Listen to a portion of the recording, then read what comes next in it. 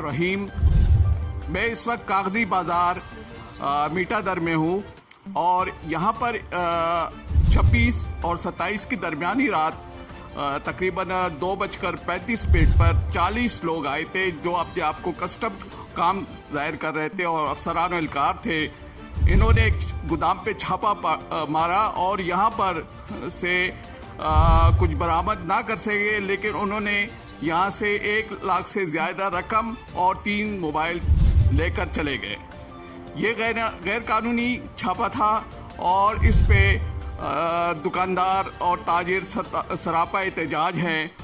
इस सिलसिले में हमने आज याकूब बाली, चेयरमैन कागजी बाज़ार और मुतासरा दुकानदार से हमने इस सिलसिले में बातचीत की।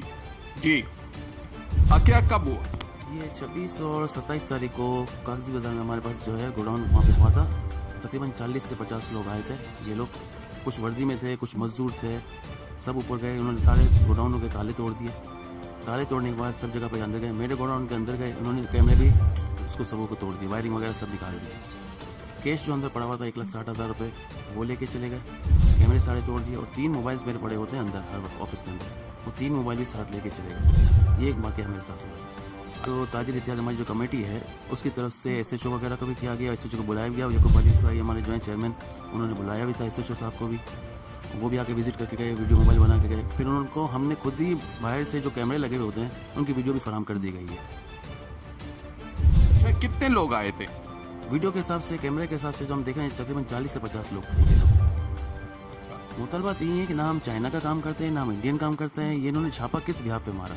यहाँ की एजेंसी फेल हुई, क्या हुई, अलग जगह पे मारने गए थे, हमारी जगह पे आ गए। हम तो लोकल आइटम का काम करते हैं। यहाँ पे आके छापा मार के इन्होंने माल वगैरह देखा, माल वगैरह कुछ नहीं लेके गए। जब इनको ये पता था कि माल वगैरह नहीं लेके गए तो फिर अंदर आके ऑफिस से कैमरे तोड़ने, कैश ले जाना, ये मोबाइल ले जाना, ये क्या साबित करता है? हमारी मुतल्लिका कौम से यही दरख्वास्त है कि हमारे पैसे रिकवर करवाए जाएँ, मोबाइल वापस किए जाएँ और जो हमारा नुकसान कैमरा वगैरह किया गया है उनका अजाला किया जाए। अच्छा, आप बताएं कि इस सिलसिले में आपने क्या करवाया? अस्सलाम वालेकुम। सबसे पहली बात यह है कि हमारा जो इलाका SHO है, हमने उसको फौरी तौर पे बुलाया और उस जगह का सर्वे करवाया।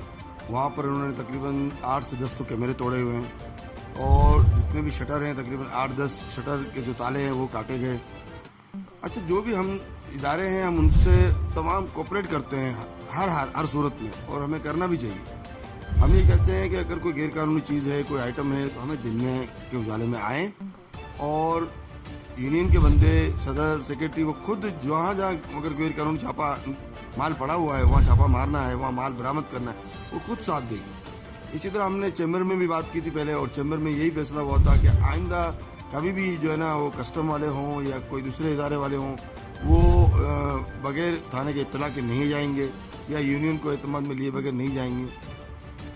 यूनियन के इत्तला देने और थाने के इत्तला देने से ये होता है कि जो जगह है, जो इलाका है वो उनको पता होता है और वो जो बंदे हैं वो आसानी से हाथ में भी आ जाएंगे, माल भी हाथ में आ जाए, जो गैरकानूनी काम।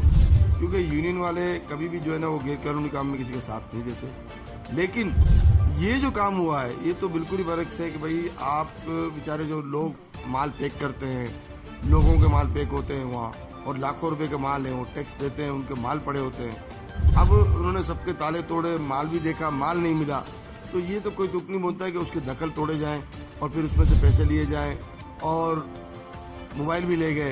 तो हम जो मुतसब आला या दूसरे इदारे सबसे हमने यही रिक्वेस्ट दरखास्त सबको भेजी है।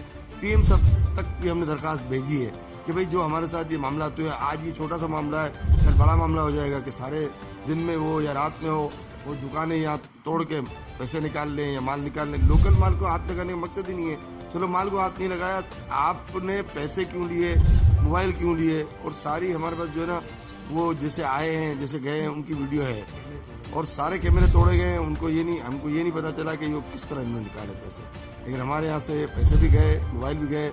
लिहाजा हम हुकूमत वक्त से और तमाम इदारों से रिक्वेस्ट करते हैं कि जो हमारे जो पैकिंग खाते वाले, फोल्डिंग वाले जो बेचारे दिन रात मेहनत करते हैं, उनके 1,60,000 रुपये हैं और 3 मोबाइल हैं, वो हमें दिलवाए जाए। अस्सलाम वालेकुम।